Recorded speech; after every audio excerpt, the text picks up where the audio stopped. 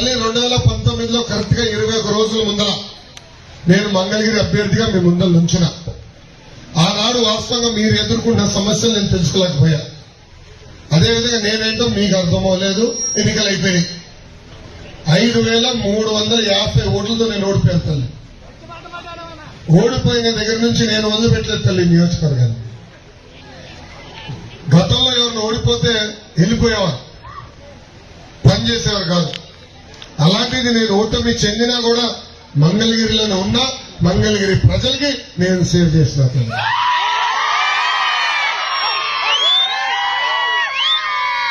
ఈ రోజు ఈ సభాముఖంగా కరకట కమలాసన్ గారికి సూటిగా ప్రశ్న వస్తుంది.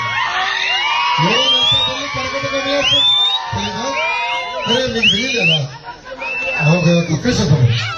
అరే నువ్వు ఆగమ్మా, పెద్దమ్మకి తెలియదంట చెప్పని. అమ్మా బాలబాబు గారు తెలుసు కదా, పవన్ అన్నా తెలుసు కదా, వాళ్ళిద్దరు కదా అద్భుతం నటుడు ఉన్నాడు. అతని పేరు కరకట కమలాసన్.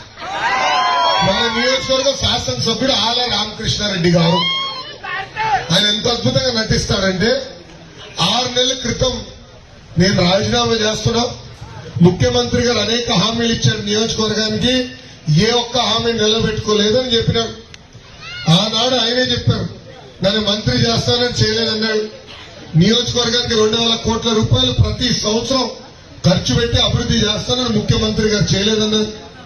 ప్రజలు అనేక ఇబ్బందులు ఎదుర్కొంటున్నారు, బాధల్లో ఉన్నారు, వాళ్ళ సమస్యలు నేను పరిష్కరించలేకపోతున్నారని ఇక వద్దు నాకు రాజకీయాలని రాజీనామా చేసి షర్మిల గారి వెనకాల పరిగెత్తుకుంటూ వెళ్ళాను. తర్వాత 2 నెలలు ఏమైందో నాకు తెలియదు. ఏం మాటలు కుదిరినా నాకు తెలియదు. మళ్ళీ సడన్ గా ముఖ్యమంత్రి గారి ఇంటి ముందర కంప్లీట్ చేయడం కరకట కమలాసన్. పక్కన కట్ చేస్తే సీను ముఖ్యమంత్రి గారు కండ వేస్తున్నారు. ఇంత అద్భుతంగా నట్టుడుతుంది. ఇలా ఎన్నో నటనలు చేస్తాడు. రేపు వస్తాడు మన క్యారేజ్ పట్టుకుని పొలంలోకి వస్తాడు. మళ్ళీ అదేదో క్యారేజ్ మీద ఇచ్చినట్టు ఒక యాక్టింగ్, మళ్ళీ ఇంకొక యాక్టింగ్, ఇటు అద్భుతమైన నటన మొదలు పెడతాను. తల్లి నటన నాకు తెలుస్తాను. ముందున్నట్టుగా చెప్తా, చేయగలిగితే చేస్తానంట, చేయలేకపోతే క్షమించండి నేను చేయలేనండి చెప్తా. అమ్మా నేను ఓడిపోయిన తర్వాత కూడా కేఆర్ కొండూరుకి ఆరోగ్య రథాలు పంపించాను. మీకు ఉచితంగా అనారోగ్యంతో ఇబ్బంది పడుతుంటే, ఊర్లో ఎవరైనా అనారోగ్యంతో ఇబ్బంది పడుతుంటే వాళ్ళకి ఉచితంగా మందు బిల్లు మనం అందించాం. నిరుపేద కుటుంబాన్ని ఆదుకునే దానికి, స్వయం ఉపాధి కల్పించడానికి ట్రైనింగ్ ఇచ్చి కుట్టు మెషిన్ కూడా అందజేశాం. నిరుపేద కుటుంబాలకి తోపుడు బండ్లు అందజేశాం.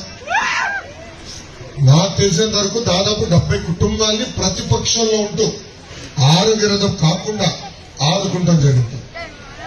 అదే గాని మీరు నన్ను ఆశీర్వదించి దీవించి భారీ మెజార్టీతో శాసనసభ పంపిస్తే నియోజకవర్గ రూపురేఖ మార్చే బాధ్యత నేను తీసుకుంటాను.